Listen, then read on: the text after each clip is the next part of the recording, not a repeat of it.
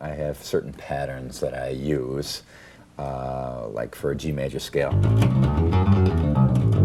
For me, when I play, again, to reiterate, when I play a pattern in one position, like for the in G major scale, like I did right there, I do all the notes that you can do in a G major scale in that position, which would also include this low F sharp, even though it isn't really part of that scale, just because it's contained in there, and it's a note that your finger can go to in that scale, so I do it. So actually a G major scale for me then would be...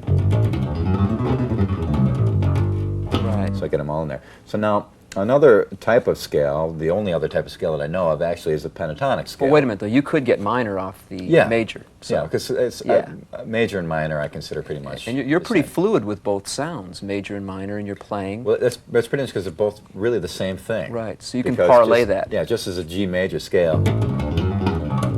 Right. In G is a minor. Exactly. Is an E minor, a form of the E minor modes or scale. Right. You help me out with this musical So you have both facets of it contained in that scale. Yeah. Yeah. Now the pentatonic is kind of major and minor free. It's kind of an oriental. Right. So what it is, actually when I do it, I also try to do it all the way across the neck. So we're doing 2 notes per string. Let me ask you, because it's a 5-note scale, that's why we're limited to basically 2 notes in the positions as opposed to 3. Good point. Actually, I forgot all about that, but you're totally right. So now if you take part of that pattern, put it together, that's your G major chord. So if you're playing guitar and you had 2 extra strings there, it would be a for real G major chord.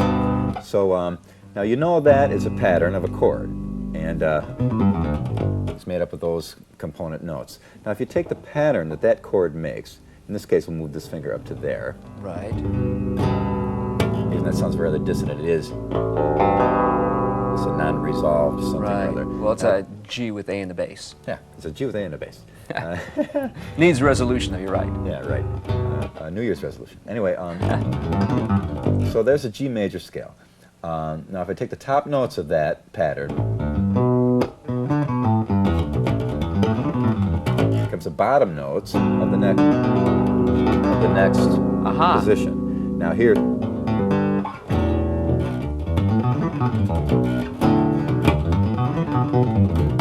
there's